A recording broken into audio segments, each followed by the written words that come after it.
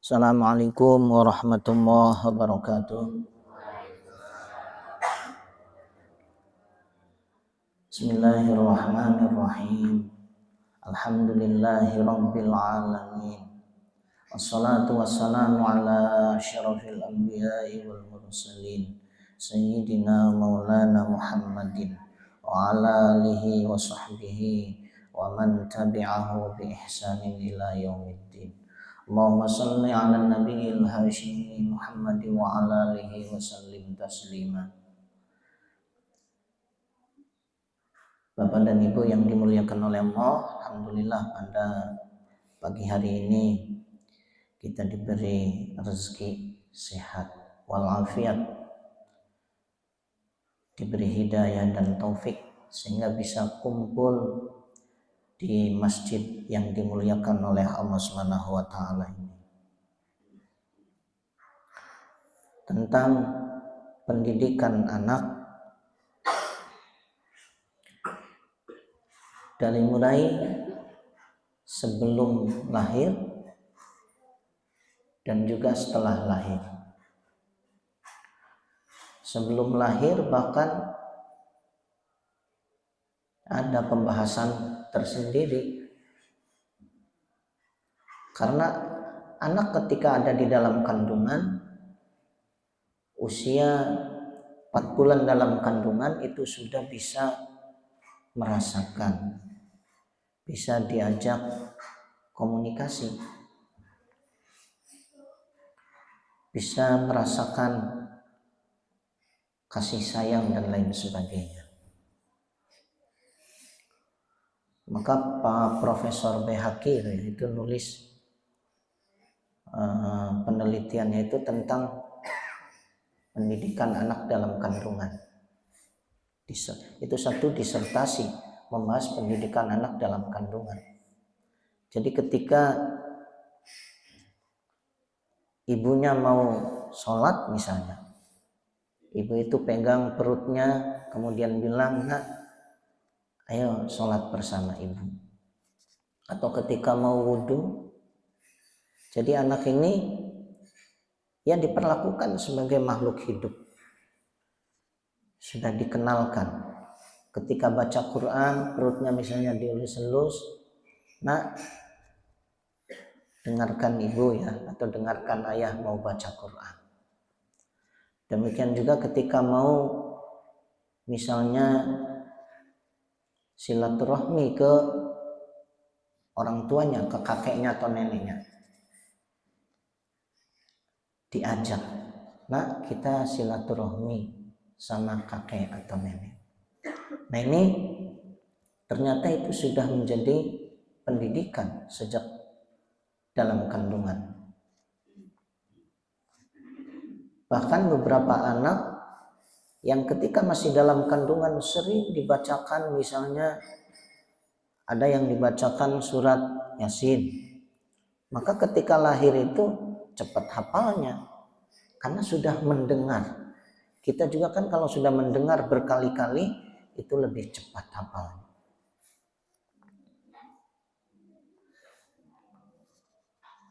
Kalau di negara lain supaya anaknya menjadi ahli dalam lagu-lagu tertentu itu sering diperdengarkan lagu-lagu tersebut. Nah jadi sejak dalam kandungan anak ini sudah belajar, sehingga kalau sering diperdengarkan Quran maka itu akan berpengaruh. Demikian juga didoakan, disayangi, anak itu merasakan apa yang dilakukan oleh orang tuanya. Dan memang pendidikan anak ini panjang gitu ya. Ada satu kitab yang ditulis oleh Ustadz Kiai Ahmad Yasin bin Ashmuni Al-Jaruni, ini dari pesantren Petuk ya, pesantren Petuk. Beliau itu nulis kitab banyak sekali, 200 kitab dia tulis. Salah satu kitabnya itu Tarbiyatul Walad, pendidikan anak. Ketika saya baca kitab ini, ya pendidikan anak ini dari mulai seorang ibu itu hamil, kemudian ketika melahirkan maka bergembira itu ya, bergembira, bisyar, tahniah, istihbabul bisyara wa tahniah indal wiladah. Sunnah memberikan kabar gembira ketika melahirkan. Ketika lahiran itu disambut dengan kebahagiaan, kemudian dibagikan, alhamdulillah ini istri sudah melahirkan. Dan ini disebutkan dalam surat Al-Imran ayat 39, kisah tentang Nabi Zakaria alaihissalam. Fanadathul malaikatu wa huwa qa'imun yusalli fil mihrab innallaha yubashshiruka bi Yahya.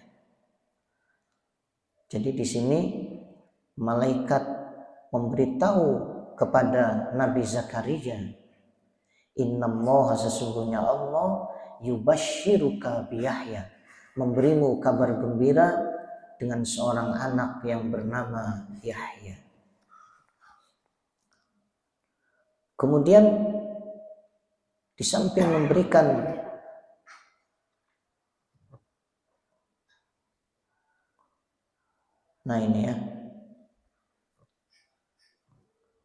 di antara ucapan kegembiraan ketika orang lain melahirkan, di sini disebutkan burikalaka fil mauhub, semoga engkau diberkahi dengan kelahiran anakmu.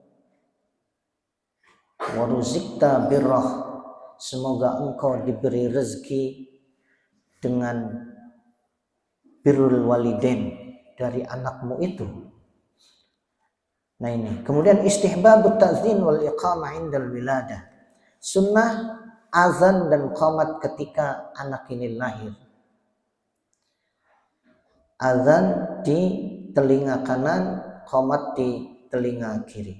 Ini adalah syariat Islam. Dalam hadis riwayat Baihaqi dari Hasan bin Ali dari Nabi sallallahu alaihi wasallam bersabda, man walada lahu maulud, siapa yang melahirkan, fa'adzana fi udhunihil yumna, kemudian begitu lahir bayi diazani, ya dibersihkan dulu, setelah bersih diazani telinga kanannya, kemudian qamat di telinga kirinya, lam yadurruhu umusibyan, maka tidak akan mendapatkan bahaya dari umusibyan. Umusibyan itu at-tabi'ah minal jin wa hiya al-musamma indan nas bil qarinah. Jadi jin pribadi. Karena dalam hadis itu disebutkan ketika bayi itu lahir, maka ada dua makhluk yang diciptakan. Yang pertama adalah malaikat pribadi ini, sehingga malaikat ini nanti akan memberikan ilham, sehingga disebut malaikat mulhim. Yang kedua makhluk yang diciptakan itu adalah syaitan pribadi yang namanya waswas, yang dalam surat An-Nas disebutkan alladzi yuwaswisu fi sudurin nas. Surat An-Nas itu ya. Nah ini supaya diselamatkan dari bisikan-bisikan syaitan.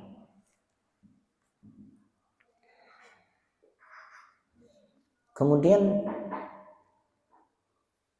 disunnahkan juga tahnik ya ketika bayi lahir. Kurma dikunyah, kemudian nanti yang punya ya orang tuanya atau siapa gitu ya, bisa juga ulama. Kemudian kunyahannya ini dengan jari, kemudian diinikan ke bayi gitu, dimasukkan ke dalam bayi dengan tangan orang tuanya atau ulama yang ini. Kemudian sunnah juga memotong rambut anak ya. Ini apa namanya, akikah ya. Jadi begitu lahir rambutnya ini sudah dicukur karena di dalam perut mungkin ya barangkali ya ada ya kotoran atau apa, sehingga rambutnya ini dicukur habis, kemudian ditimbang dan ditimbang dengan, kalau di sini dengan perak ya, wa tasadduq bi wazni sya'rihi fid du'al fuqara wal mustahiqin. Peraknya itu seberat rambutnya, ini kemudian disedekahkan kepada orang-orang miskin. Nah, ketika rambut ini dihilangkan, ini menguatkan anak itu dan juga menguatkan indera-indera lainnya, indera pendengaran, penciuman, ini dikuatkan. Kemudian diberi nama anak ini jadi dari awal sekali. Kata Nabi, inna habba asma'akum ilallahi azza wa jalla abdullah wa abdurrahman. Sesungguhnya nama kalian yang paling dicintai oleh Allah adalah Abdullah dan Abdurrahman. Jadi Asmaul Husna di depannya dikasih Abdun. Abdun itu hamba. Misalnya Asmaul Husna Al-Mu'izzu, maha memuliakan, maka di depannya dikasih Abdun, Abdul Mu'izz, hamba Allah yang maha memuliakan. Ar-Rafi, maha meninggikan, maka di depannya dikasih Abdur Rafi, Abdur Rauf, Abdus Syakur. Itu nama yang paling dicintai Allah, kata Nabi dalam hadis dari sahabat Ibnu Umar radhiyallahu anhu. Dan banyak nama-nama para sahabat yang kemudian diganti karena namanya kalau diartikan itu kurang bagus. Misalnya dalam hadis riwayat Tirmidzi dan Ibnu Majah dari Ibnu Umar, ada seorang anak perempuan Amr, namanya itu Asiyah. Asiyah itu artinya orang yang maksiat. Maka oleh Nabi kemudian nama ini diganti menjadi Jamilah. Jamilah itu cantik. Jadi nama-nama yang artinya kurang bagus itu oleh Nabi diganti dengan nama-nama, karena nama ini berpengaruh terhadap anak gitu ya. Saya punya teman anaknya 2. Yang satu namanya Jundi. Jundi itu artinya tentara. Itu anaknya aktif sekali. Nggak bisa diam gitu. Anaknya aktif sekali, kuat. Anak yang kedua diberi nama Fikri. Fikri itu berpikir ya. Sehingga anaknya tuh kurang aktif seperti kakaknya. Jadi badannya cuman jadi pinter gitu mikirnya. Nah ini pengaruh nama itu ini. Dalam hadis riwayat Bukhari, ada seseorang datang kepada Nabi, ditanya, siapa nama kamu? Dia jawab, Hazn. Hazn itu artinya sedih. Maka oleh Nabi kemudian diganti namanya menjadi Sahal. Sahal itu artinya mudah. Nah jadi kenapa? Karena nama itu doa. Ada seorang anak SD ya, saya lupa kelas berapa itu sakit kanker darah. Apa sih kanker darah tuh? Leukemia ya. Itu kan katanya belum ditemukan obatnya ya. Kanker ya? Bukan cuci darah. Jadi apa? Darah putihnya makan darah merah ya? Ya, sel darah putih.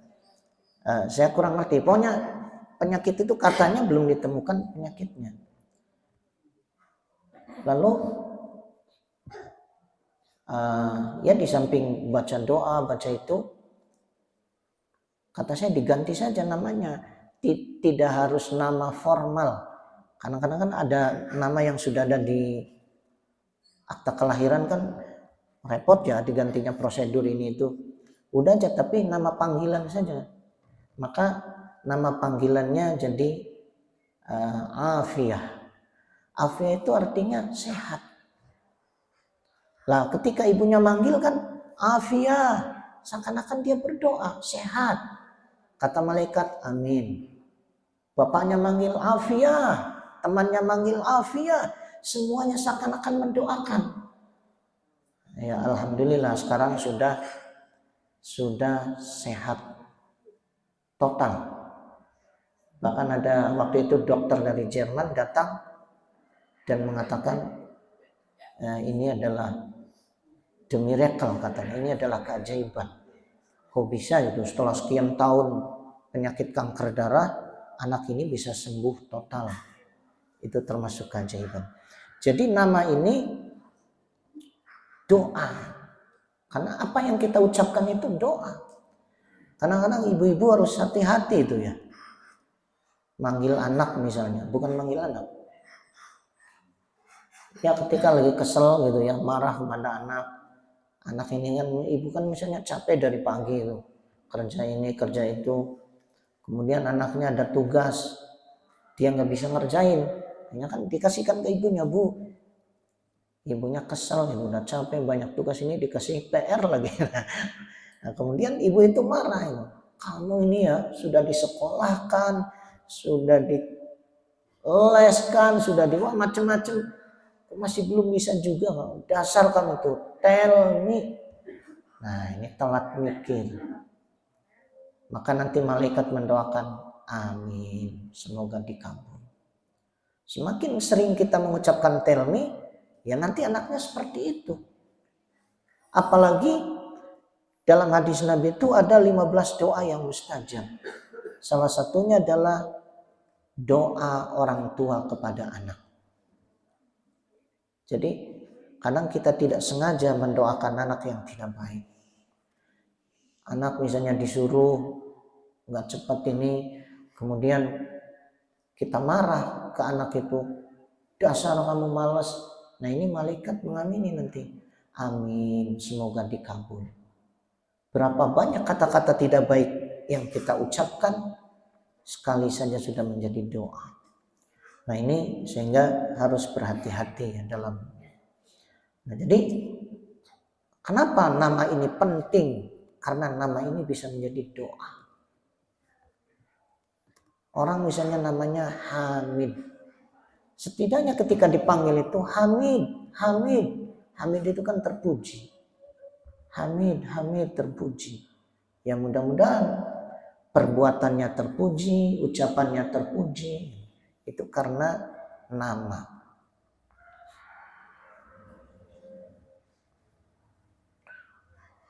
Kemudian akikah, ya, akikah ini juga berkaitan dengan anak.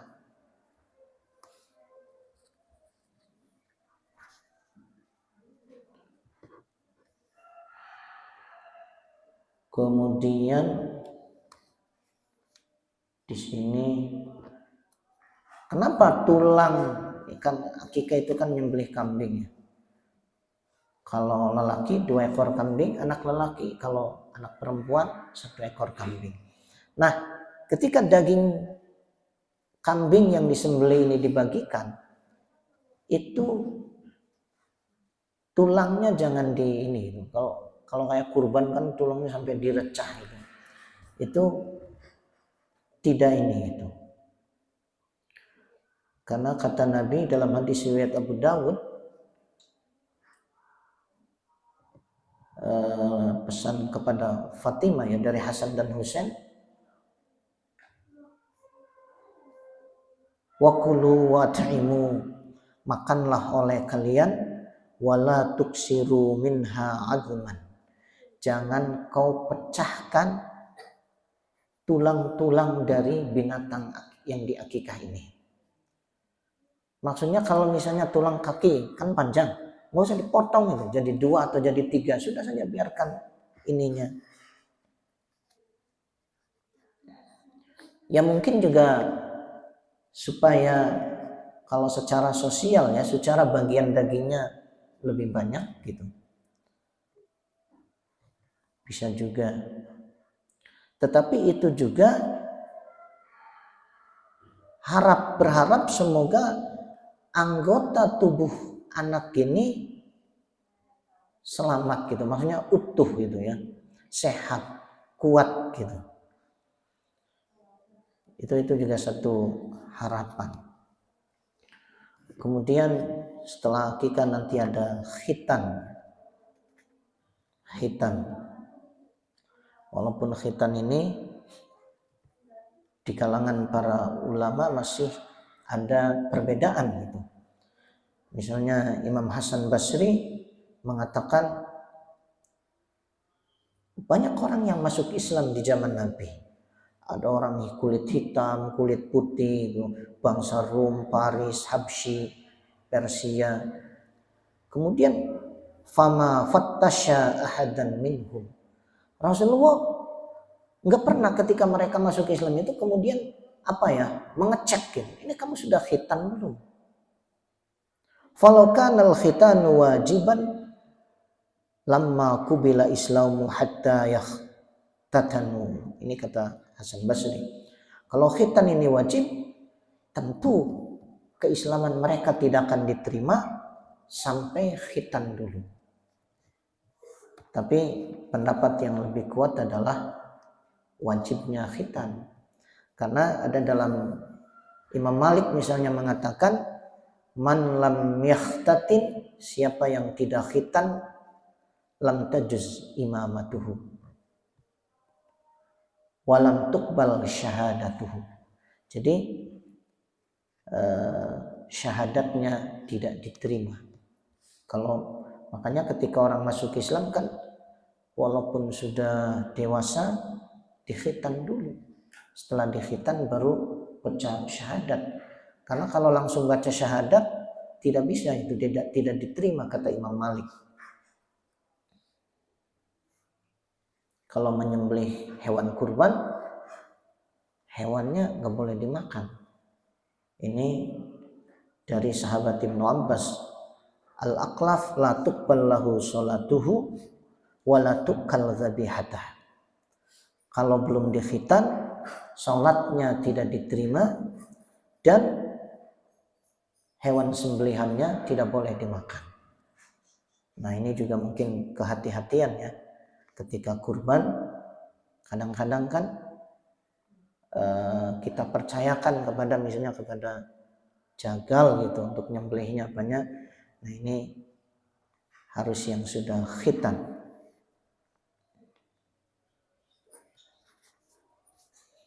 Nah, ini masih rangkaian yang disebutkan di dalam kitab ini.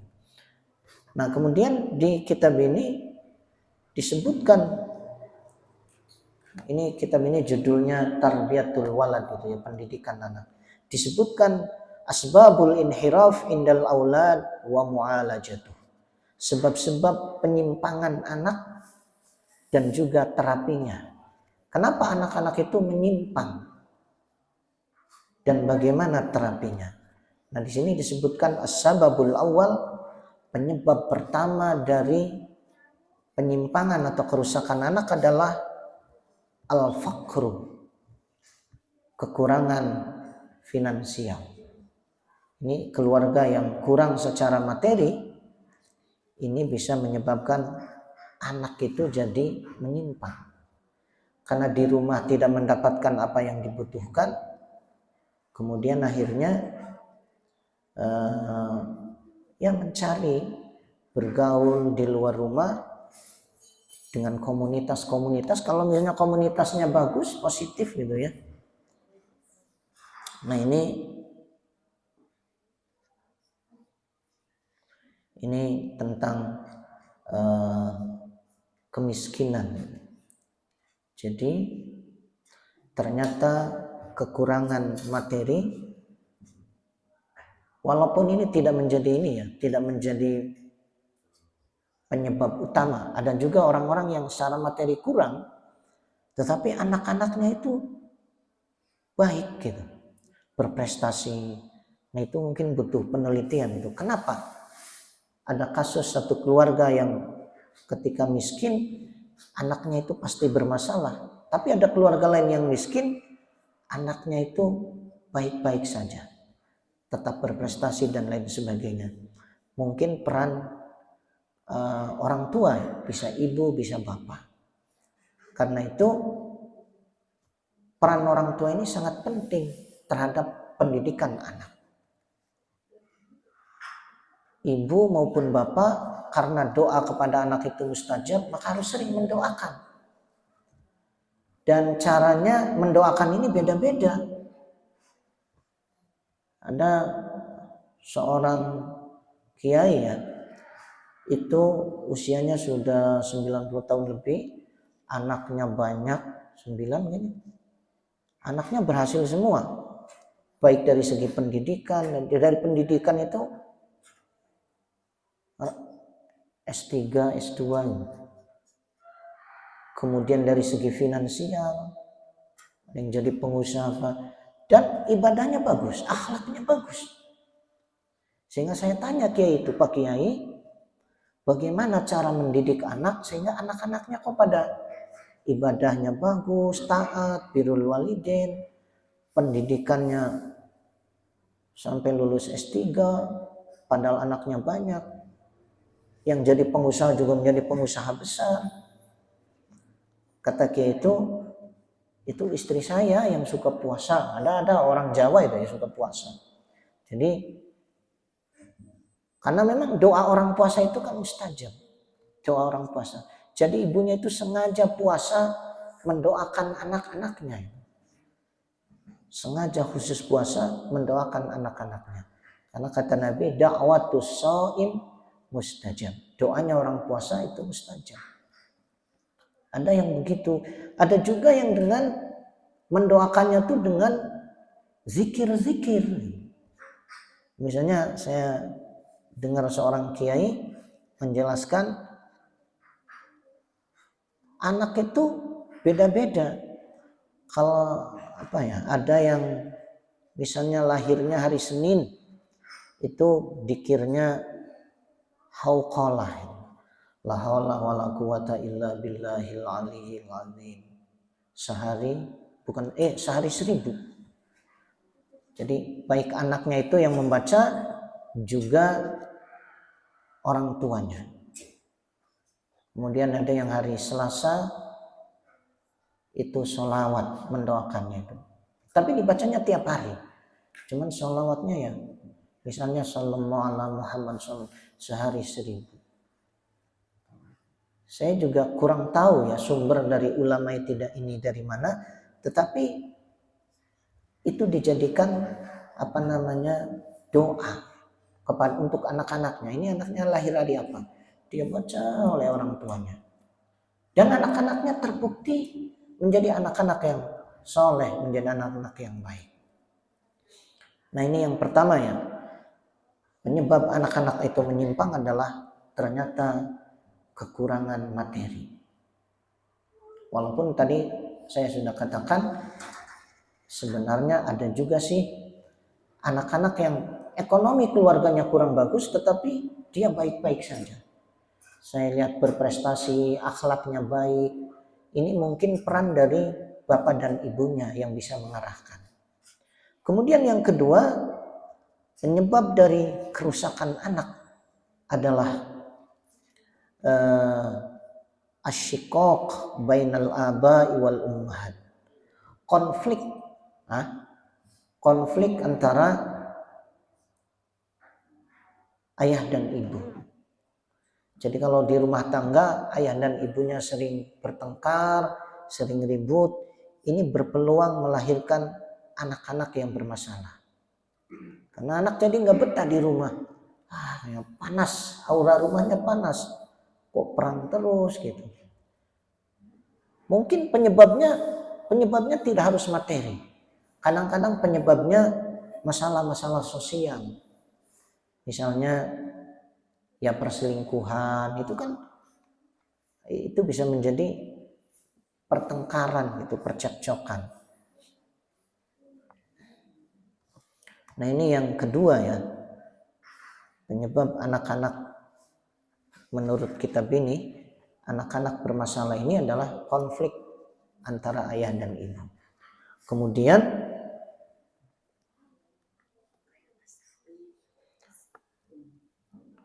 karena itu penting sekali menyiapkan keluarga yang baik gitu ya, keluarga yang harmonis, keluarga yang di dalamnya ada saling mencintai, saling memahami antara suami dan istri. Kemudian penyebab yang ketiga, anak-anak bermasalah ini di dalam kitab ini disebutkan adalah at-tolak. At-tolak itu perceraian. Perceraian.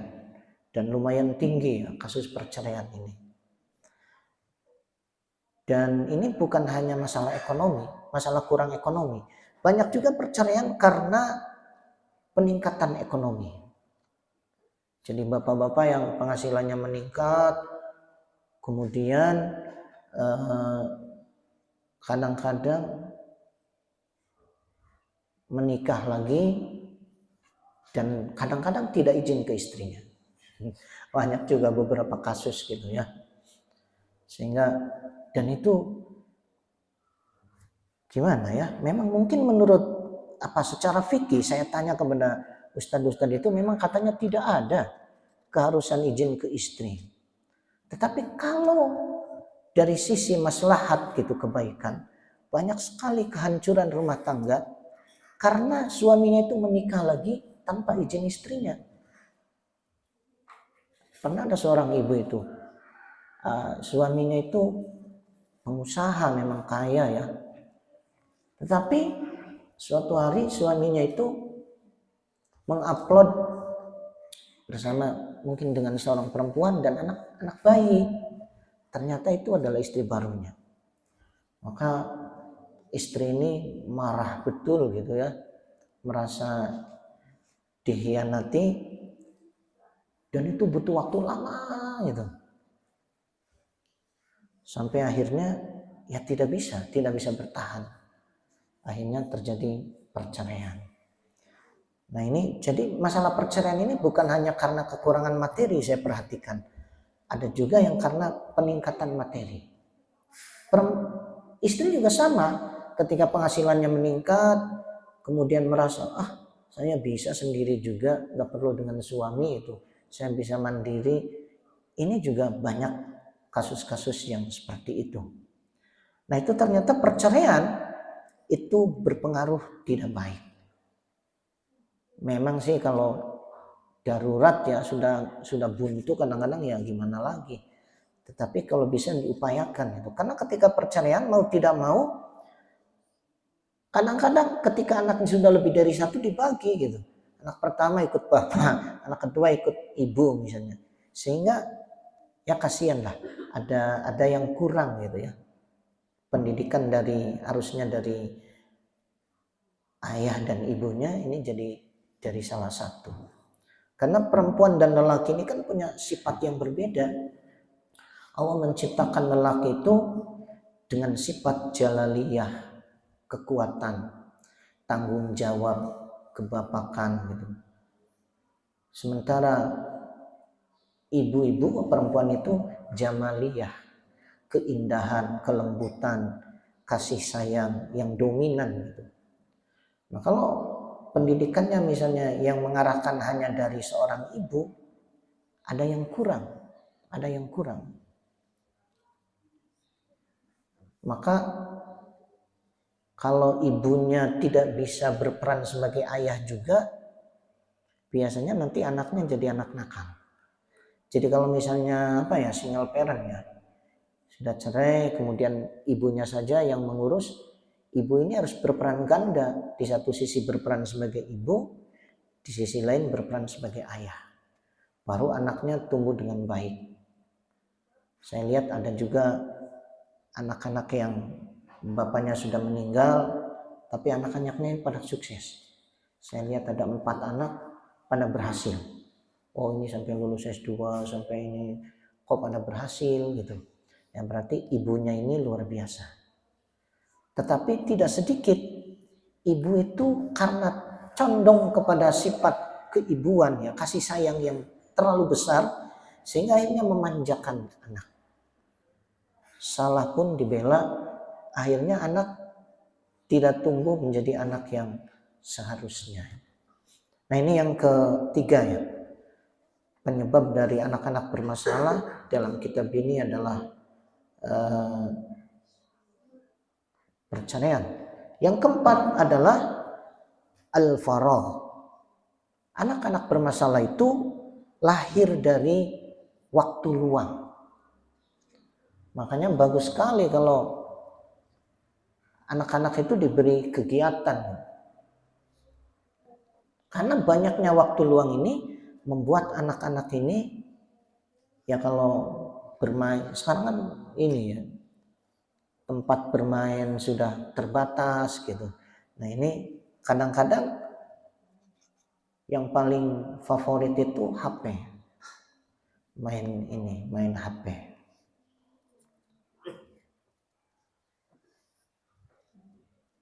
Jadi waktu luang ini jika tidak diarahkan supaya diisi dengan yang positif-positif, ini bisa berbahaya. Makanya coba diatur anak-anak itu, misalnya dikasih tugas lah.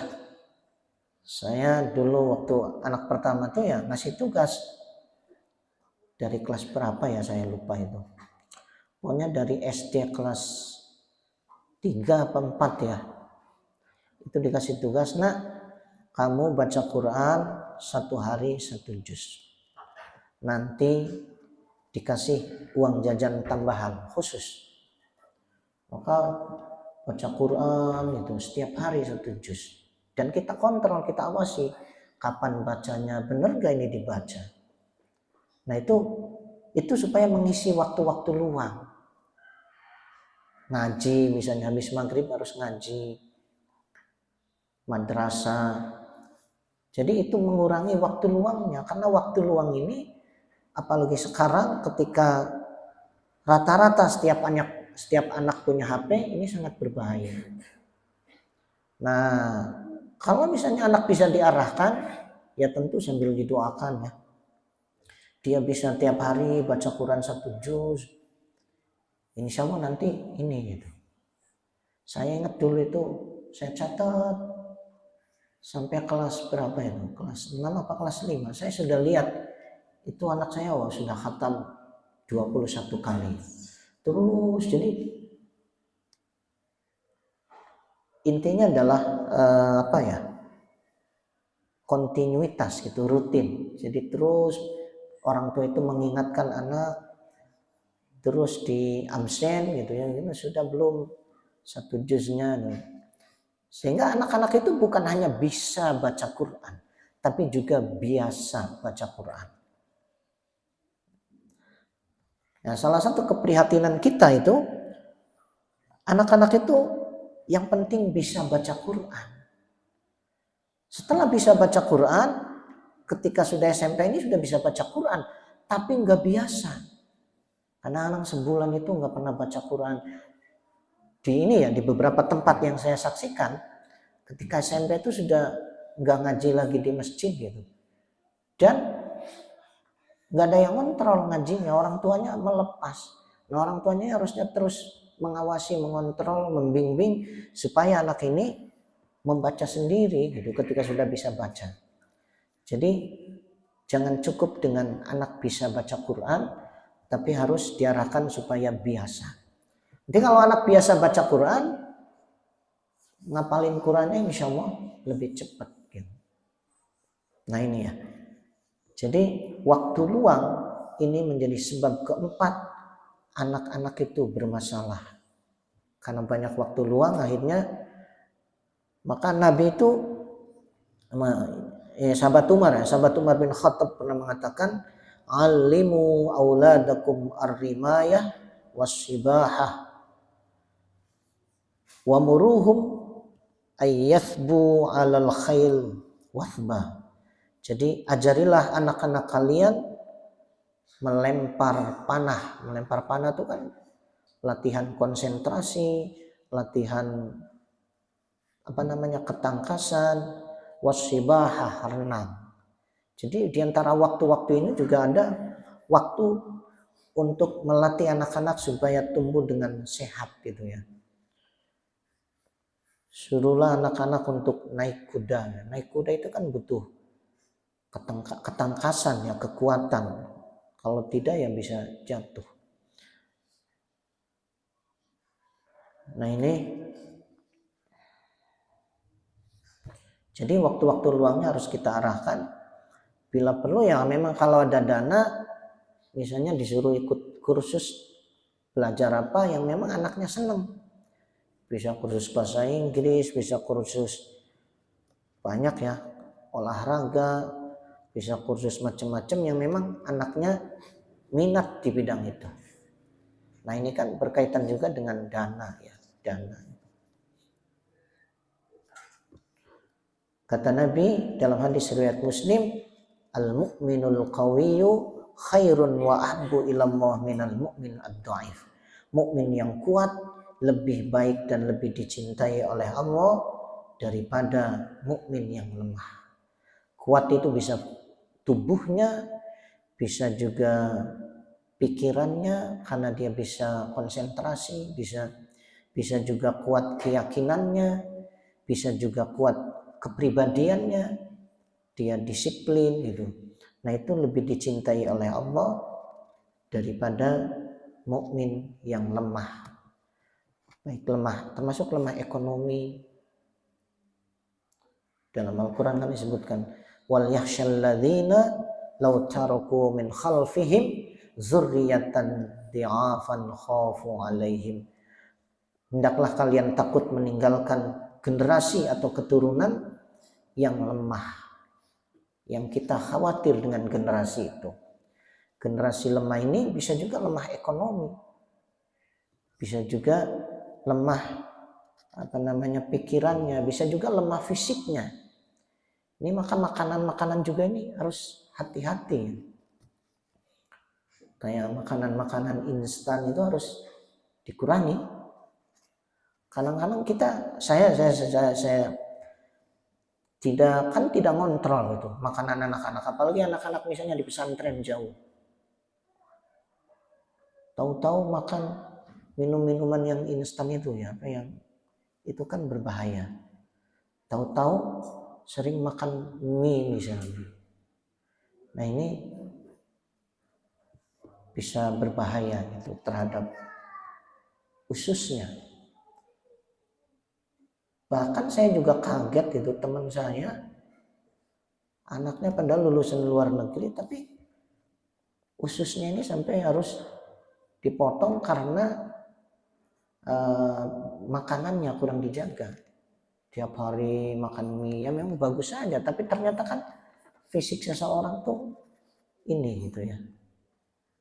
Nah itu kemudian sebab yang kelima, kenapa anak-anak ini bermasalah? Di dalam kitab ini disebutkan al-khalatoh al-fasidah wa rifaqus su, pergaulan yang rusak dan teman-teman yang tidak baik. Ini hati-hati kita menjaga anak-anak kita. Ternyata anak bergaul dengan yang tidak baik ini mudah sekali menular.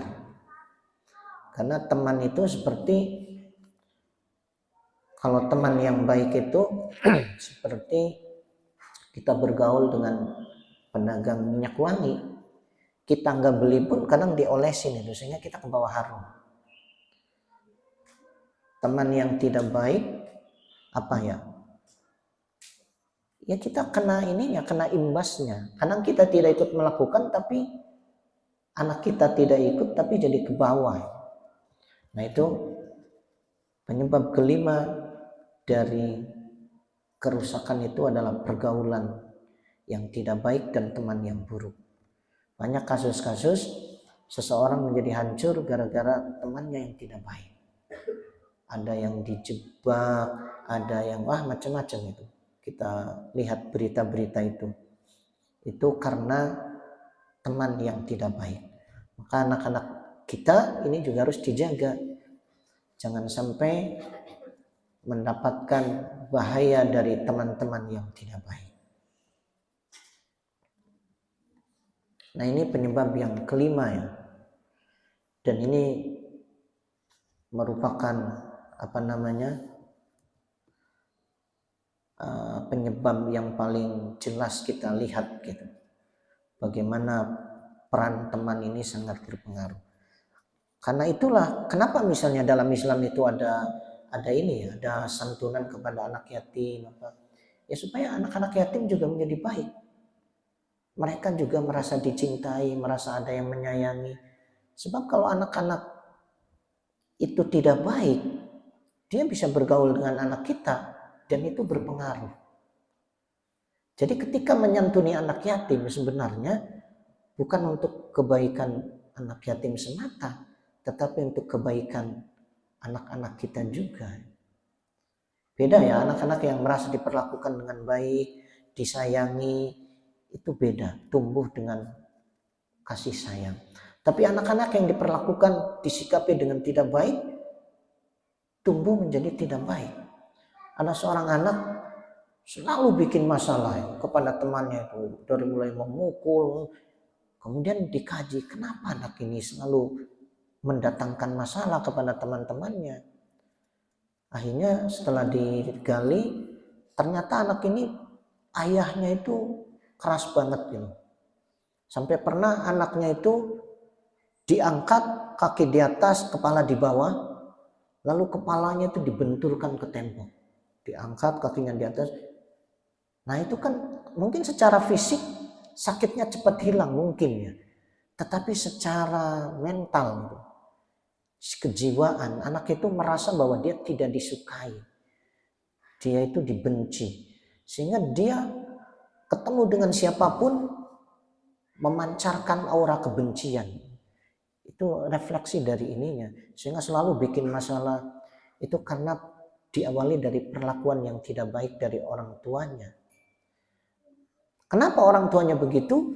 Mungkin kalau ditelusuri bisa saja karena ya misalnya kurang ekonomi juga bisa berpengaruh, sehingga orang tuanya itu emosi sehingga sampai melakukan hal-hal seperti itu. Nah ini jadi pergaulan yang tidak baik, teman-teman yang buruk ini juga bisa membuat anak-anak kita menjadi rusak. Karena itu ya perlu dibangun komunitas-komunitas yang baik lah, baik anak-anak bahkan mahasiswa juga itu tetap harus ada pendampingan ya, perhatian. Bahkan kalangan mahasiswa pun gitu. Sama saya masalah-masalah itu ya dengan perbedaan ininya, tetapi masalahnya tuh ada. Sampai ada yang akhirnya minum obat overdosis, ada yang sampai ingin memutus uratnya gitu. Itu karena ketidakmampuan menghadapi masalah, dan kalau kita tidak memberi dukungan itu berefek tidak baik gitu bahkan kepada anak-anak yang sudah dewasa. Hadirin bapak-bapak dan ibu-ibu sekalian yang dimuliakan oleh Allah Subhanahu wa taala. Nah, itu penyebab kelima dari kerusakan anak. Jadi gimana ya untuk pendidikan anak ini? Ya memang kita harus selalu mendoakan supaya anak-anak ini menjadi baik. Kekuatan yang paling utama itu adalah doa. Doa terus didoakan.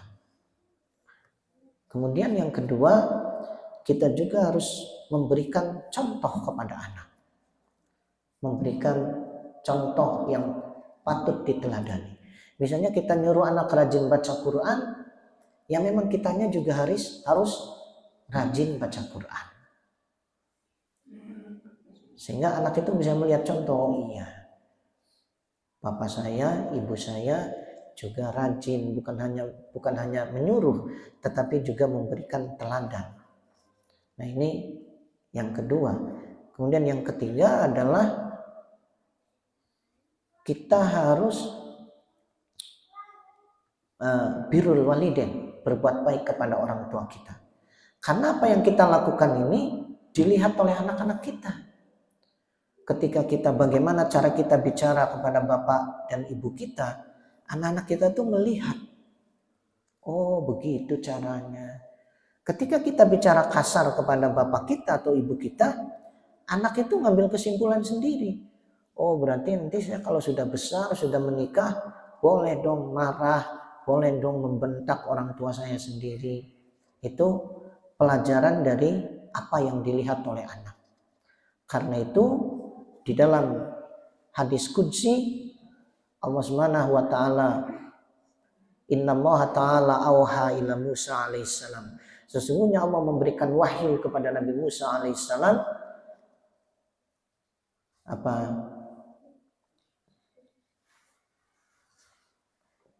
Jadi di situ man barro walidayhi. Nah, siapa yang berbuat baik kepada dua orang tuanya, baik dengan ucapan, dengan perbuatan, maka kata Allah dalam hadis qudsi, madadtu fi umrihi, akan kupanjangkan usianya. Wa wahabtu lahu waladan yuwakkiruhu, akan kuanugerahkan kepadanya anak-anak yang juga berbakti kepadanya. Waman aqqa walidayhi, sebaliknya siapa yang durhaka ya, menyakiti dua orang tuanya, menyakiti bapaknya atau ibunya, qasartu fi umrihi, aku akan memendekkan usianya kata Allah. Wa wahabtu lahu waladan ya'uquhu, akan kusiapkan untuknya anak-anak yang juga akan durhaka kepadanya. Nah ini yang ketiga, penting juga bagi kita untuk berbakti kepada orang tua kita. Karena memang itu sabda Nabi, ya perintah Nabi, dan memang sangat logis. Karena anak-anak itu belajar dari, waktu itu ada seorang anak kecil, dia membenci ibunya sendiri gitu. Ketika ditanya, nak kenapa kamu benci sama ibu?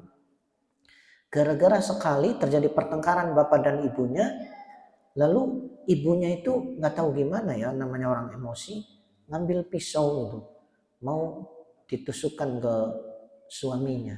Anak itu melihat dengan matanya dan mengambil kesimpulan bahwa ibu itu ya mungkin kejam gitu ya, kok sampai tega mau ngebunuh, walaupun tidak terjadi, tertahan gitu. Tapi kok kejadiannya satu kali, kesan di anak itu mungkin ingatannya diingat terus, sampai dia ngambil kesimpulan, saya benci kepada ibu saya karena ibu saya ingin membunuh ayah saya. Nah itu memang harus hati-hati.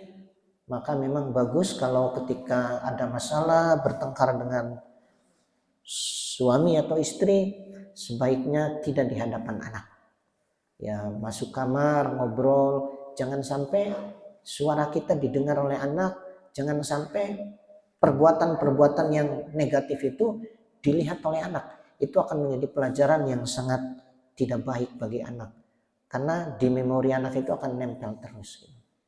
Nah Bapak dan Ibu sekalian yang dimuliakan oleh Allah, mungkin itu saja untuk materi tentang tarbiyatul walad ini. Jadi baru membahas tentang dari kitab yang disusun oleh Kiai Ahmad Yasin. Itu saja, terima kasih. Wassalamualaikum warahmatullahi wabarakatuh.